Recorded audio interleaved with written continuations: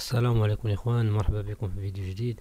كيف ما كتشوفوا معنا هذا واحد الشاب دخل لهذا المقهى هذا وغادي يهز اولا غادي يسرق هذا الهاتف المحمول كيف ما كتشوفوا في الفيديو، غادي يلوحو في الجيب بحال ما كاين شيء وغادي يخرج من الباب. الاخوان هذا الفيديو تصور في مدينة العرائش وبالضبط حي شعبان. الاخوان هذا السيد كيف ما جاء على صاحب الفيديو انه فايت دار نفس العملية ديال سرقة هاتف، ولكن في مقهى اخر. يعني الاختصاص ديالو هو القهوي كيدور كيبان ليه ما يهز ويخشي في الجيب، كيهزو كيتكا عليه كيدور مع الدورة. الغريب في الامر الاخوان انهم تعرفوا عليه بلي فايت دير عملية ديال سرقة، ولكن لحد الساعة هاد الشاب باقي كيدور، باقي ما تمش الاعتقال ديالو. ولكن في هاد الفيديو الاخوان بغينا الفيديو يتبارطاجا الماكسيموم ديال البارطاج. ديروا لايك، خليو التعاليق، كتبوا اي حاجة في التعليق.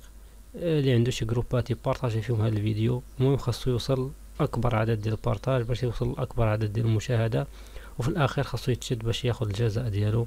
والسلام عليكم ورحمه الله. وما تنسوش تشتركوا في القناه عندنا باش نوصلوا 1000 مشترك في القريب العاجل ان شاء الله، وتفعلوا زر الجرس باش يوصلكم اي فيديو حطينا على القناه.